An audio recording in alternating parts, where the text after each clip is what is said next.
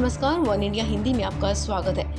प्रवर्तन निदेशालय यानी कि ईडी ने निजामुद्दीन मरकज तबलीगी जमात के नेता मौलाना साद कांधलवी और प्रबंधन कमेटी पर मनी लॉन्ड्रिंग का केस दर्ज किया है। ईडी ने दिल्ली पुलिस की एफआईआर के आधार पर केस दर्ज किया है। इन पर बड़े पैमाने पर देश और विदेश से फंडिंग लेने और हवाला के जरिए पैसा जुटाने का आरोप है।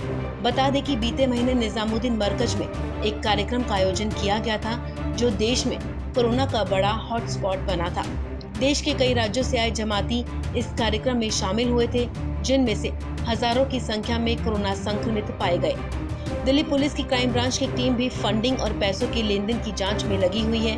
क्राइम ब्रांच ने पिछले 3 साल में मरकज के लेन देन का ब्यौरा भी मांगा है। सूत्रों के मुताबिक दिल्ली के निजामुद्दीन में स्थित मरकज के कार्यक्रम शुरू होने से पहले मौलाना साद के दिल्ली स्थित बैंक अकाउंट में विदेशों से पैसे का ट्रांजैक्शन फ्लो अचानक से बढ़ गया था, जिसके चलते निजामुद्दीन स्थित एक बैंक के अधिकारियों ने बाकायदा मौलाना साद के चार्टर्ड अकाउंटेंट को बुलाकर पूछा था कि अचानक से एक बैंक अकाउंट में इतना पैसा कहां से आ रहा है। बैंक अधिकारियों ने मरकज के प्रमुख मौलाना साद से मिलने को भी कहा था, जिस पर चार्टर्ड अकाउंटेंट ने बैंक अधिकारियों को ये कहकर पल्ला झाड़ लिया कि मौलाना साहब बहुत बड़े आदमी हैं, वो किसी से नहीं मिलते। बैंक ने इस पर नाराजगी जताते हुए 31 मार्च के बैंक अकाउंट में आने वाले ट्रांजैक्शन पर रोक लगाने की हिदायत भी दी थी। बता दें कि इससे पहले तबलीगी जमात के नेता मौलाना साद कांधलवी के खिलाफ गैर इरादतन हत्या का मामला भी दर्ज किया गया है। पुलिस ने बताया कि तबलीगी जमात कार्यक्रम में शामिल हुए लोगों में से कुछ की कोरोना वायरस से मौत हो जाने के बाद ये कदम उठाया गया। पुलिस के अनुसार इस घातक बीमारी को काबू करने के लिए सामाजिक दूरी संबंधी केंद्र के दिशा निर्देशों के बाद भी मौलाना साद ने पिछले महीने निजामुद्दीन मरकज में धार्मिक कार्यक्रम का आयोजन किया था।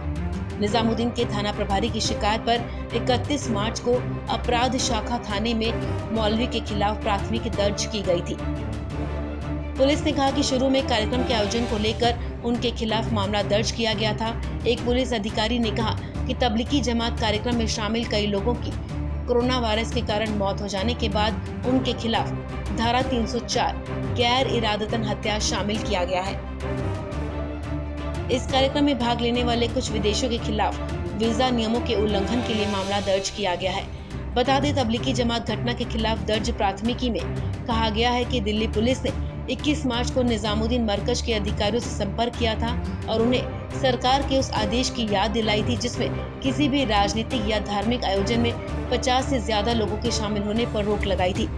इसमें कहा गया है कि बार बार की कोशिशों के बावजूद कार्यक्रम के आयोजकों ने स्वास्थ्य विभाग या किसी अन्य सरकारी एजेंसी को इस संबंध में सूचना नहीं दी थी और जानबूझकर सरकारी आदेशों की अवहेलना की। इस कार्यक्रम में हजारों लोगों ने भाग लिया था और उनमें से कई लोगों के जरिए कोरोना वायरस का संक्रमण अन्य लोगों तक फैला।